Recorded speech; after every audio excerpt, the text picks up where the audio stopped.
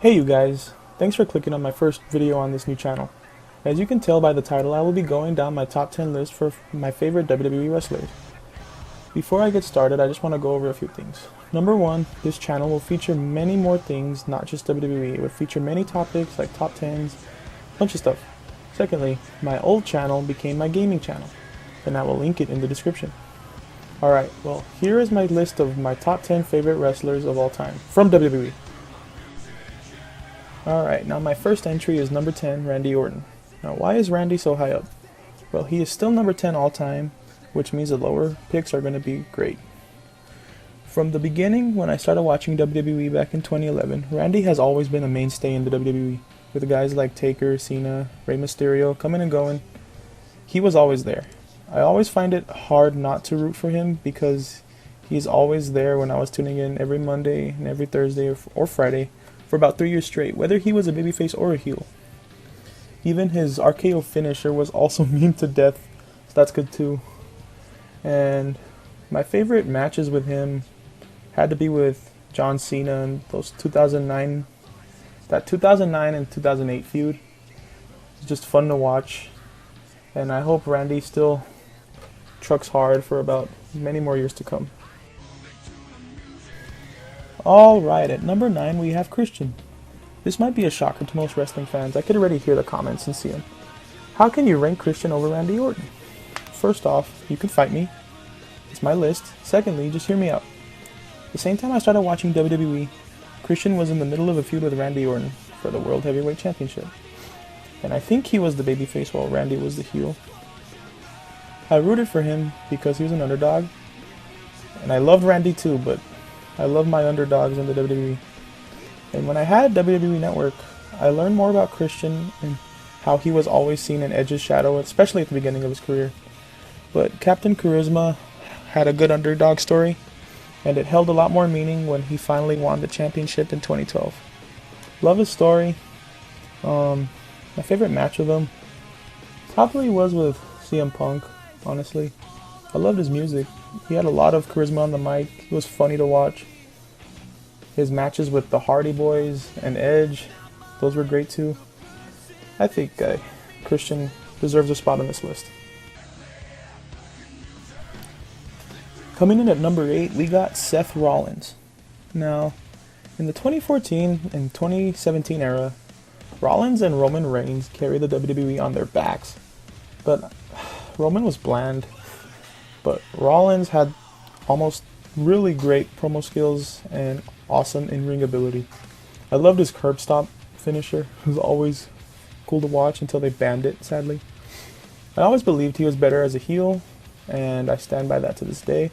Ever since the days of the Shield, Rollins has been my favorite. Of the three, okay? I liked him more than Ambrose and Reigns. I remember I fanboyed so hard when he cashed in on Roman Reigns and Brock Lesnar. I loved how he saved his cash in for WrestleMania, and oh man, that pop was amazing.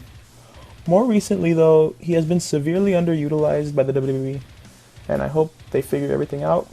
My favorite match of him, what was it? Probably match against Brock Lesnar. I'll throw that up there. I have to remember it more, but that's the first match that comes to mind. So that's what's going up. At number 7, we got Jeff Hardy. Now, before I go on, I know when I started watching wrestling in 2011, Jeff Hardy was not with the WWE. He was with TNA at the time. But my family had shown me Jeff Hardy and things of that, and I was already getting into him because I would see him on the old Netflix things, with the top 50 wrestlers of all time, I think that's what it was. I saw him on YouTube, loved watching that. Even on the WWE Network, I enjoyed watching his matches just because of his high-flying style. It was amazing. Anyways, he's always been a favorite. In 2011, 2012-ish, my fashion style was always influenced by him, whether it was wearing his arm sleeves or baggy pants with skin-tight shirts. I even planned on dressing as him for Halloween, but didn't come through. Wrestling-wise, Jeff's style of wrestling was awesome, always having a shocking moment every now and then. and it always amazed 10-year-old me, and it still amazes 19-year-old me, which is crazy. Jeff made my top 10 list, and I never watched him live until 2017 at WrestleMania when they returned as the Hardy Boys. But my favorite match of Jeff for all time was his WWE Championship match against Edge and Triple H, where he won his first and only WWE title. And coming in at number 6, we got Daniel Bryan. Daniel Bryan's run from 2012 to 2014 was just legendary. He pushed himself by starting the yes and no chants, or the yes movement to be more accurate. Someone he has to thank, though, for his big push is Kane for Team Hell No's red hot run in 2012 and 2013. In his WWE match against John Cena at SummerSlam 2013, I believe, Bryan went off in a fiery win over Cena. However, beginning the B+ player storyline, after Daniel Bryan had defeated John Cena, Triple H had knowingly pedigreed Daniel Bryan because Randy Orton immediately came out and cashed in on him, stealing the WWE title. However, that boosted him on his road to WrestleMania 30, where he won his first WWE World Heavyweight Championship in a win over Batista and then champion Orton by making Batista tap out. Another great underdog story.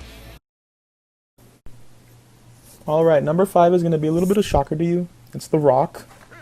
But, because I'm younger, The Rock really didn't have much of an impact on me, but he still did. He's still pretty high on this list. The Rock is a different story compared to number 10 through 6. You see, I never watched The Rock in his prime years during the Attitude Era, the late 90s, early 2000s, as I was too young, but his little appearances in the modern era of WWE and some of his movies made me appreciate him even more. So I watched his older matches, promos, backstage segments, and I realized that he was WWE. He was pure wrestling gold. Even everything he did, either as a babyface or as a heel, he had so much charisma and swagger, you just can't help but love him. Even in his more recent appearances, he just had a natural feel to work the mic and wrestle. He's top 5 easily in anyone's list, and he is on WWE's Mount Rushmore. My favorite match with The Rock would probably have to be the one with Hulk Hogan or Steve Austin. It's like 3.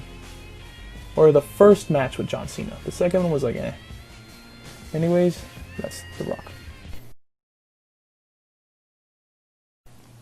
Alright, at number 4 we got John Cena.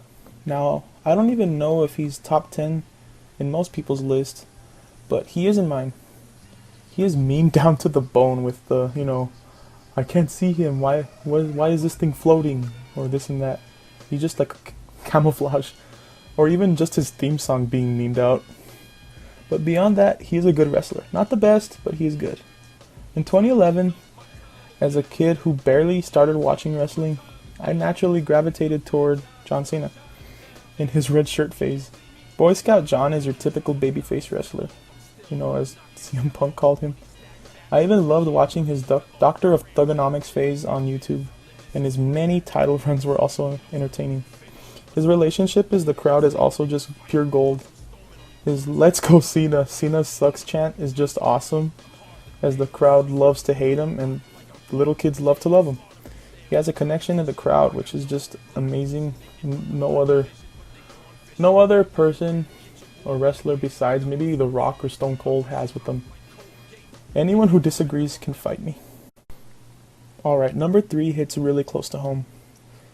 It's Eddie Guerrero. He was one of the hardest working wrestlers, according to stories and documentaries I've seen on the internet, Netflix, WWE Network, things like that. And he didn't even win his first title until 2004, his first world title.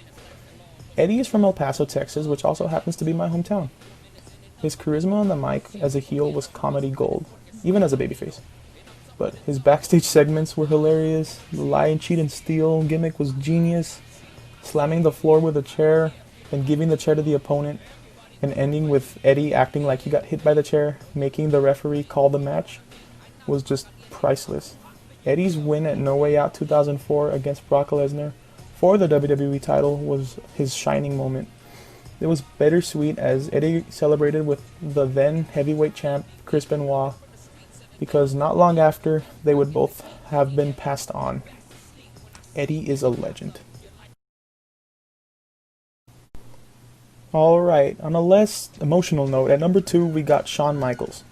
The Heartbreak Kid, Shawn Michaels, where do I start? He is Mr. WrestleMania, the showstopper. He is money. HBK is the best performer the WWE has ever seen, even over my number 1 pick. He's just amazing.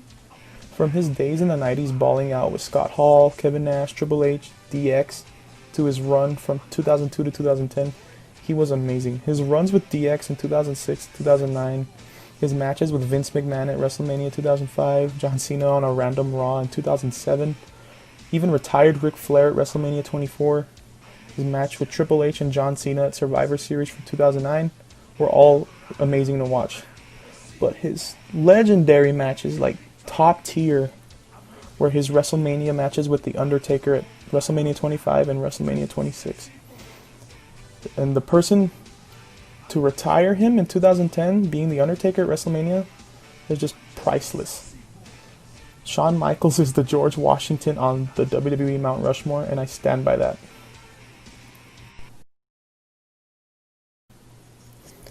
And at number 1 we have CM Punk. Now before you smash your keyboards because I didn't put HBK at number 1 and CM Punk ranked higher than him, this is my list, so buzz off. CM Punk was in his legendary run in 2011 when I first tuned into WWE. When he got screwed over by Kevin Nash at SummerSlam, that's when I started watching. But I never realized that before this, Punk had his infamous golden pipe bomb on a random Raw in June. And then his WWE Championship match at Money in the Bank as a heel, he had the hometown crowd booing the babyface John Cena as Punk won the championship and as his contract expired that same night. Of course, he returned about 2 weeks later and began the SummerSlam feud I alluded to earlier. My favorite Punk matches were his WrestleMania 28 match with Chris Jericho, his WrestleMania 29 match with The Undertaker, his Royal Rumble match with The Rock, and his best match, which again is his Money in the Bank match with John Cena. And his mic and commentary skills were just amazing. So of course he's number 1 for me. And I don't know, man, I had to rank Punk at number 1. I had a bunch of his shirts. I had a bunch of his minifigures. Well, his wrestling figures at the time. I just fell in love with his gimmick and his attitude. So when he left WWE, it kind of made me not enjoy it as much as I did. I still loved it, but I didn't enjoy it as much as when he was there. And yeah, that's CM Punk. Alright guys, I hope you enjoyed my top 10 favorite WWE wrestlers of all time. It may change, I may upload a redo, we never know. But my next video is gonna be one of 2. And it's either gonna be why Washington football is destined to fail, or my top 10 video games of all time, and according to me. Make sure to leave a comment, maybe pick one, help me decide.